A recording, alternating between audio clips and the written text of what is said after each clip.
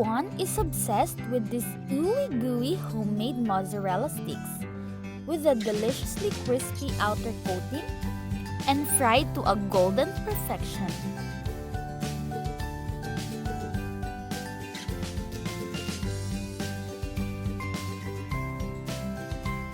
Make sure to follow each steps without fail. Let's do it, guys! Una natin hihiwain ang ating mozzarella into sticks. Kahit anong brand, guys, ay okay lang.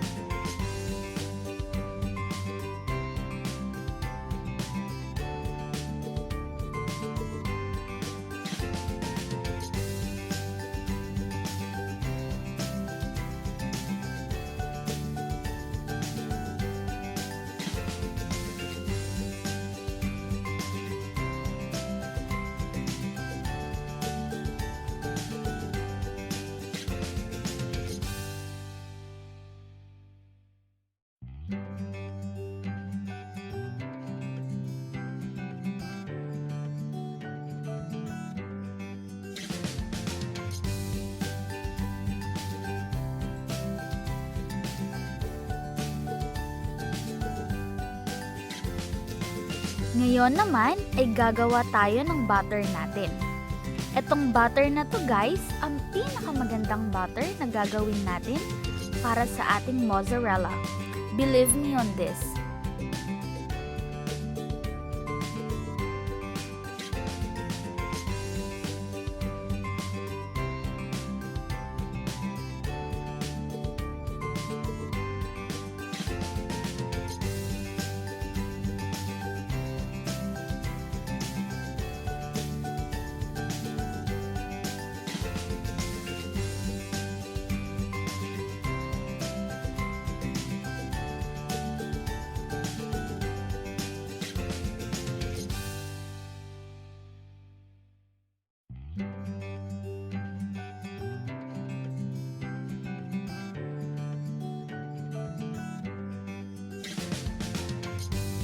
Now, i-coat natin ang ating mozzarella sa ating panko breadcrumbs.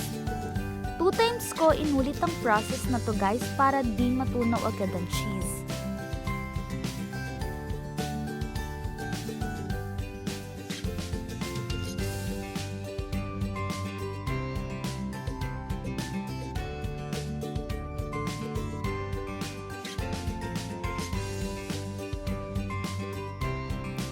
Make sure, guys, na mainit ang ating mantika. Take note, pag di nyo sinunod ang instructions ko, hindi magiging maganda ang kalalabasan ng inyong mozzarella sticks. Make them as your appetizer for your next party, but be warned, they'll be the first to disappear. Once again, don't forget to hit the like and subscribe button if you haven't yet. Thank you and see us on our next video.